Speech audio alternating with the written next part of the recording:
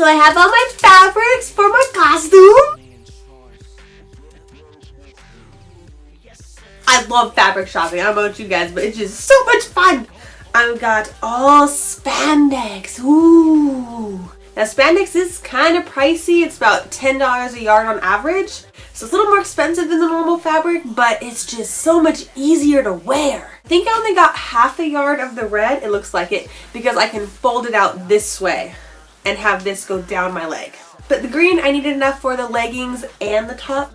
A yard and a half it looks like, so I got that much of the green. So this top piece is the basic pattern that I made, and then what I did, because I want my leggings for Hawkgirl to be a little more stylized, so I retraced the pattern and then cut it apart because I want this centerpiece to be red and for a stripe to go along my knee, and then the other 4 pieces are going to be green.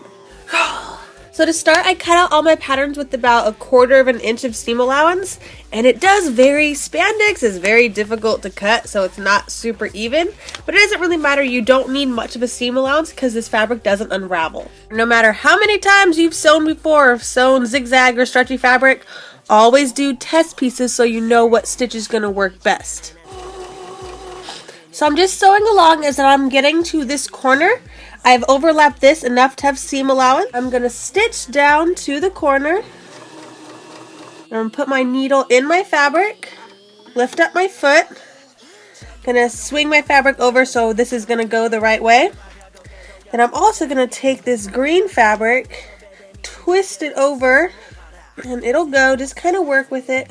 And the edges back up. Make sure there's no wrinkles underneath. Feel it out with your fingers. Put the foot back down. And continue to sew down the other edge to have a very nice corner sewn.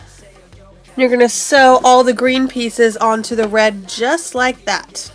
So once you have all the main pieces of the leggings sewn together, so this is going to be one leg, all you need to do is turn right sides together and stitch down the side seam to make a leg. And for really stretchy fabric like this, I really suggest like putting it on next to your body, pulling it kind of tight and making sure you know how tight to stitch the side seam. It might be more up here, lower down here, because the fabric is going to stretch differently around the different parts of your leg.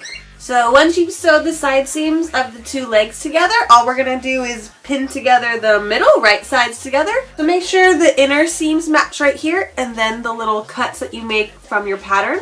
So all of those match up, and then the tops will match up. Sew them together, you'll have leggings, and I'll show you how to insert the waistband. For the waistband, I'm using a full inch of elastic. Anything from a 1/2 inch to 1 inch will work just fine. Starting at the back of the pants, I'm overlapping the leggings about 1/4 of an inch to a 1/2 inch over the elastic band and pinning it into place. Once that's done, go ahead and sew with a zigzag stitch to keep that in place just along the edge of the leggings. Once that's secure, you're going to go ahead and roll the leggings over twice on top of each other so that the elastic band is completely encased into the fabric. And then you're going to top stitch everything one more time. Okay, so the leggings are done now.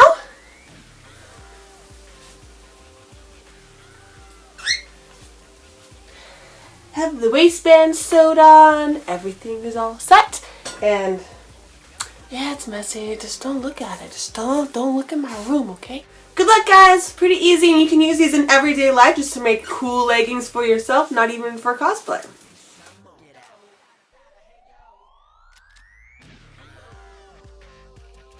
I'm one of a kind. I got this one for free. And it's CDs and K-pop and music. Serious. Not really, but you know, I can't help myself. I get so fangirly around it.